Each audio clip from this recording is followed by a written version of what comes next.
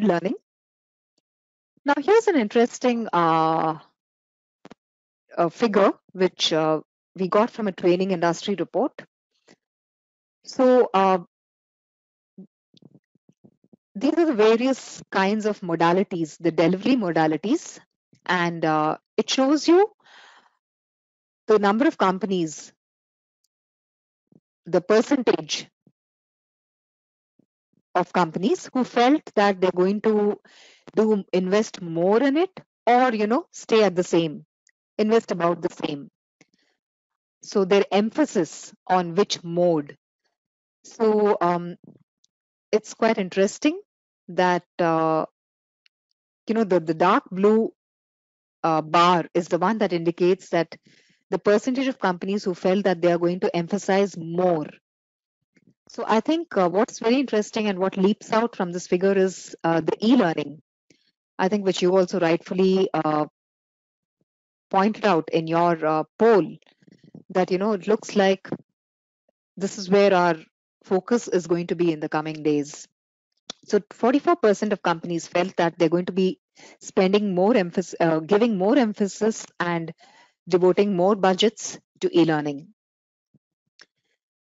Okay, now I have a very quick poll question for you before we proceed with the rest of the webinar. How do you view training? So is it an annual half-yearly event? Is it classroom training or e-learning followed by an assessment? Is it learning from peers on the job? Or is it just, is it an ongoing continual process? So please select one option that best describes your choice.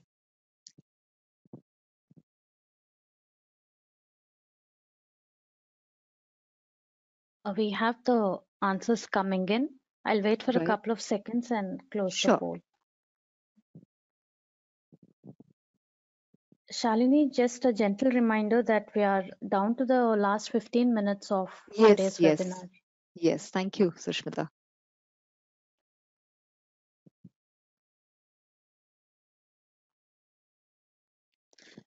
Okay. Yeah, I'm sharing the results. Let's see what they say. Okay, so most of our participants, 77% of them say that it is an ongoing continual process. Right. 20% of them say it's classroom training or e-learning followed by an assessment. Right.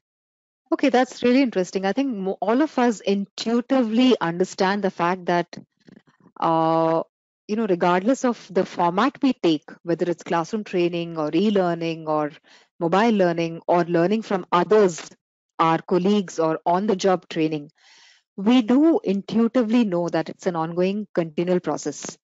So we try to just put it in the form of this visual where, it's not a one-off event. It is a process and it's a continual thing.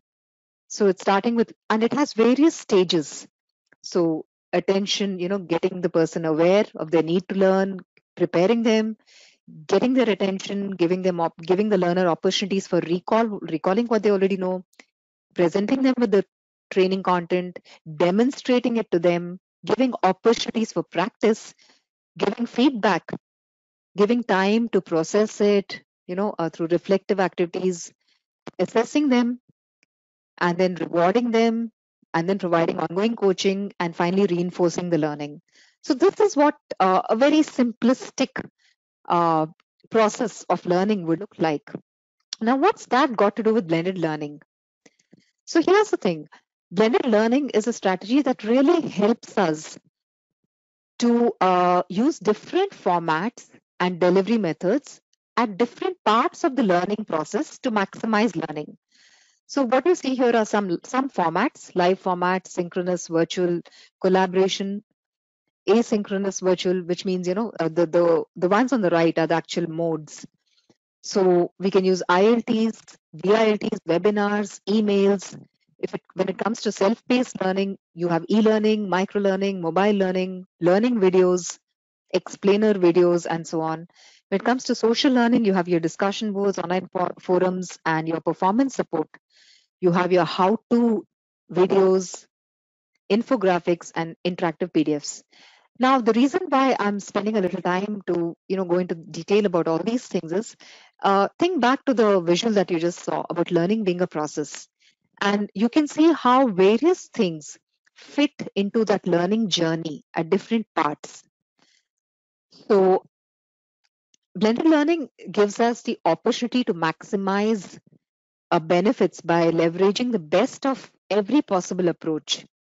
And of course, to streamline the time and cost, and of providing learning to the learner at their point of need, where it is needed, just in time learning.